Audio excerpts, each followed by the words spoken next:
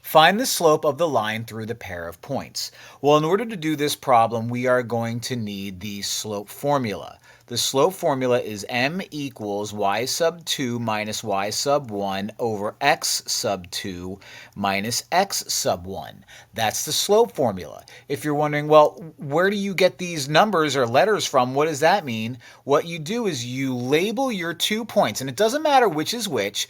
Label your 2 points x sub 1, y sub 1. That's going to be one of your points, and the other point x sub 2, y sub 2.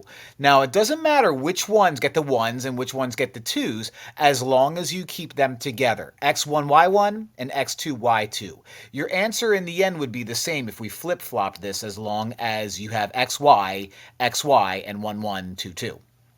Now that I know this information, I'm going to substitute these numbers in to those variables. Y sub 2 is negative 7. So I'm going to rewrite this out and replace y sub 2 with parentheses negative 7.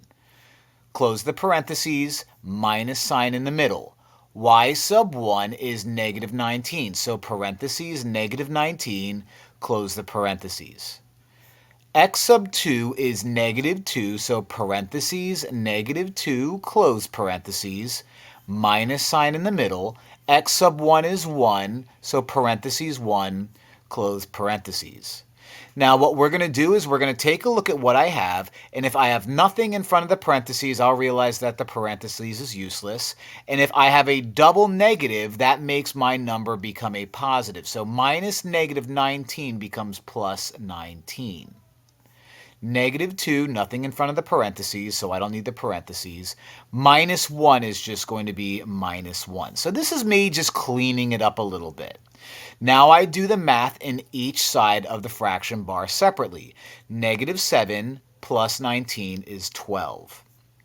Negative 2 minus 1 is negative 3. 12 divided by negative 3 is negative 4. So the slope connecting these 2 points is going to be negative 4, which is going to look something like this. Okay, a negative slope going up and to the left or down and to the right. And since 4 is kind of a big number for slope, it's going to be kind of steep. But if I were to graph these 2 points on a coordinate plane, my slope would look something like this, and that's how I calculate it.